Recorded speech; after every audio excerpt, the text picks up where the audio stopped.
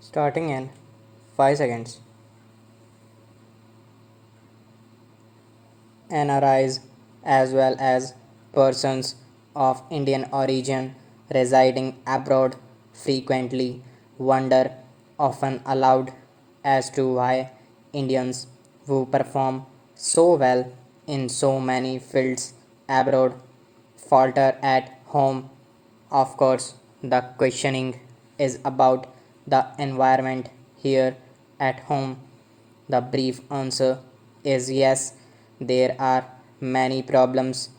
We cannot overnight create an enabling environment that matches what is prevailing in some of the developed countries.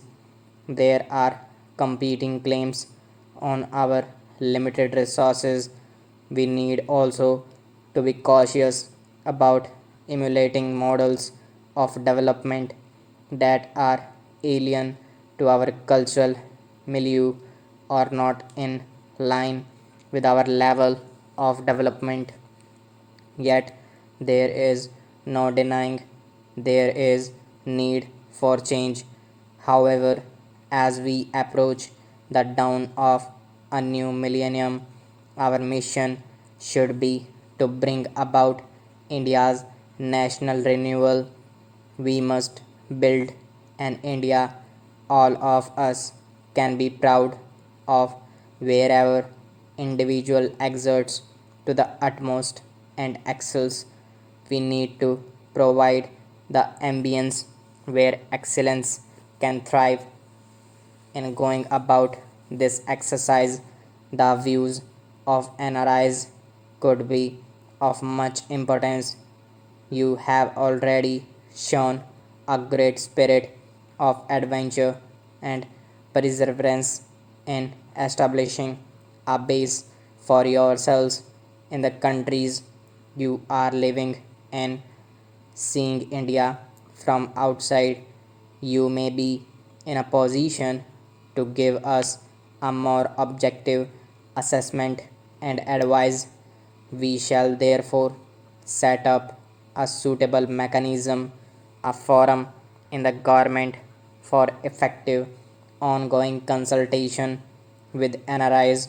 The Indian Investment Center will also be strengthened and restructured to enable it to address the investment concerns of the NRIs in a more effective and focused manner.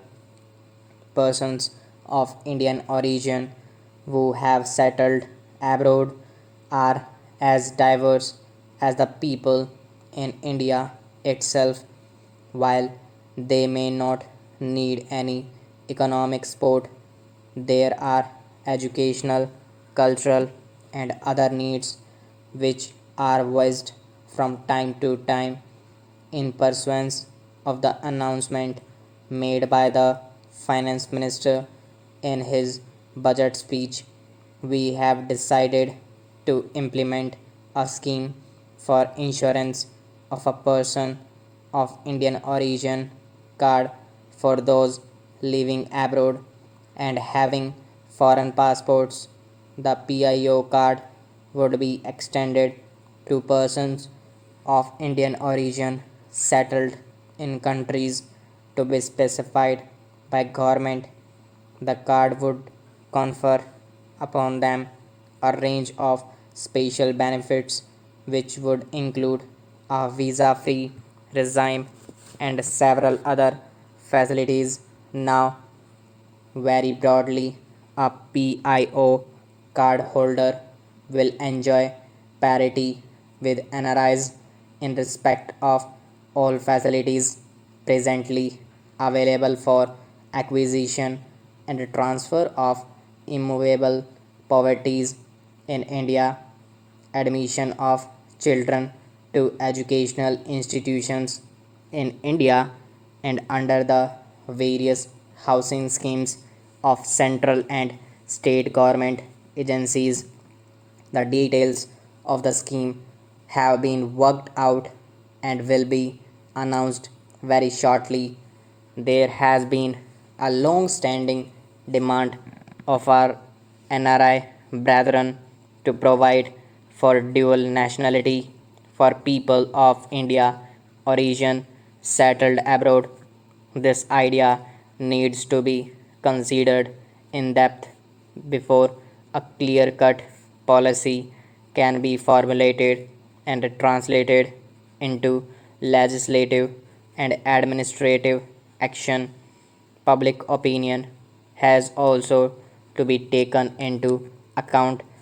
The government will therefore appoint a committee to hold wide consultations, elicit public opinion, examine the pros and cons of different options, and to formulate recommendations on the question of dual nationality or any suitable variant.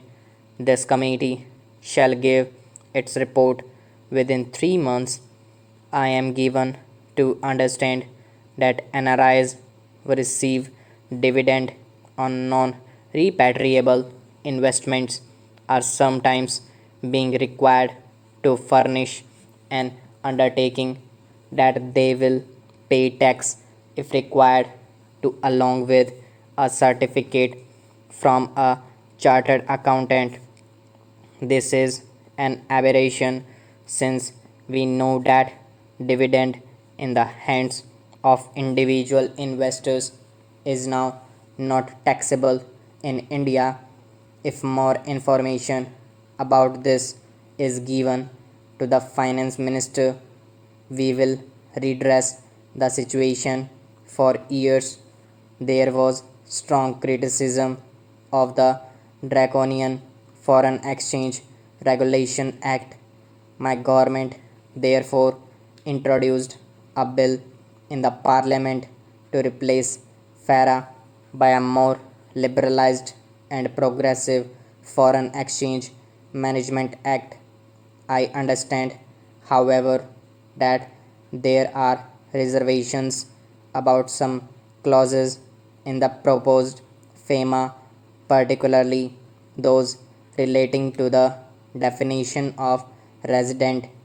I assure you that we will initiate discussions on this issue and resolve the genuine apprehensions of the NRIs in this regard. I am particularly happy to note that this conference is focusing on non resident Indians as potential investors and entrepreneurs. NRIs are doing very well in their respective fields by dint of their hard work and intelligence. They have made their mark in highly developed and competitive countries despite the handicap of being outsiders. They have substantially financial assets, but equally or more importantly, brains. They are a brain and a talent bank. We all know that in the developed countries, particularly in the UK, US, and Europe, NRIs have achieved recognition and commendations because of their world class technical and management skills. Now, stop.